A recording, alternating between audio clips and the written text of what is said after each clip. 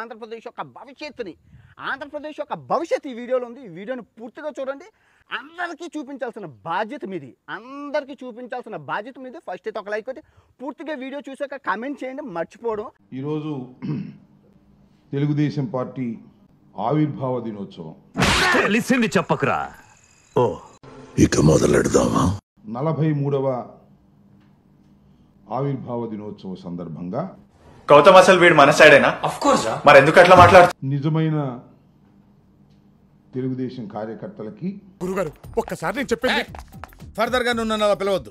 గురువు గారు అంటే నాకు హరి హరి గుండెల మీద తన్నేవరా. అది కాదు. నిజమైన తెలుగుదేశం అభిమానులకి ఈ సందర్భంగా నా హృదయపూర్వకమైన ఆవిర్భావ దినోత్సవ శుభాకాంక్షలు.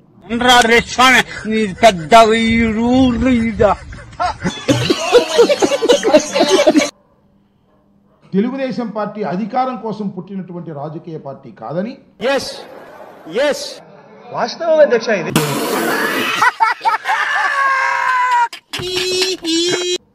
అది ఆవేశంలో పుట్టినటువంటి పార్టీ అని. స్ట్రోక్ మీద స్ట్రోక్. అనవసరంగా ఎదవనైపోయానన్న.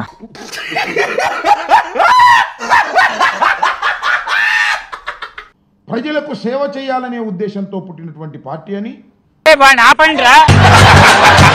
తెలుగు ప్రజలని ప్రపంచవ్యాపితంగా గుర్తింపు తీసుకురావడం కోసం పుట్టినటువంటి పార్టీ అని.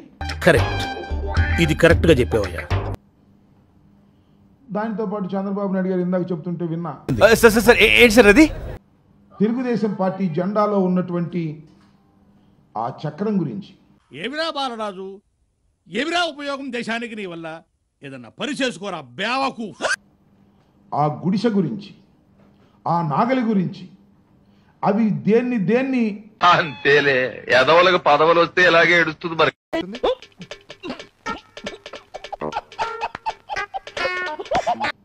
సూచిస్తున్నాయో చెప్పేటటువంటి ఉపన్యాసం కూడా విన్నా. చాలా గొప్ప పని. నిజంగా చాలా మంది తెలియదు కానీ చరిత్ర మామూలు చరిత్ర కాదు. ఇదిగో గోపం పట్టించి ఒక్కడ దెంగిననుకో, పోయి గోడ గరుచుకుంటావు. ఏమనుకుంటున్నావు?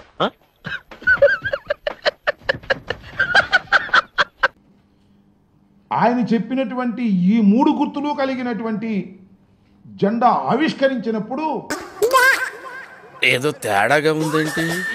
43 సంవత్సరాల క్రితం తెలుగుదేశం పార్టీ పుట్టినప్పుడు Information is wealth. Nandamuri Taraka Ramarao గారు ఆవేశంగా ఆశయంతో ప్రారంభించినప్పుడు కరెక్టే కదమ్మా. అయ్యా చంద్రబాబు నాయుడు గారు ఎక్కడున్నారు? నీకెందుకురా బోసడికే?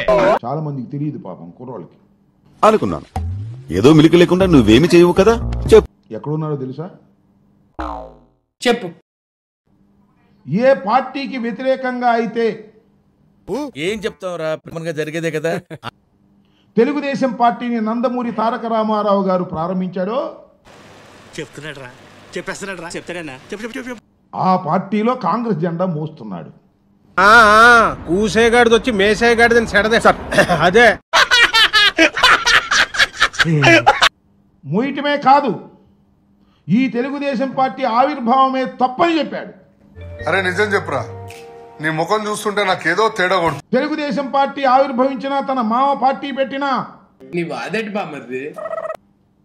ఇందిరాగాంధీ గారు ఆదేశిస్తే మా మామ మీద కూడా పోటీ నిలబడతానని ప్రజల పాలు పలికాడు. అబ్బా చెప్పుండ్రా అంటే చెప్తారు గింత పొడు. ఏవేంటో ఇష్టం వచ్చినట్టు కథలు చెప్పేటటువంటి ప్రయత్నం చేస్తున్నారు.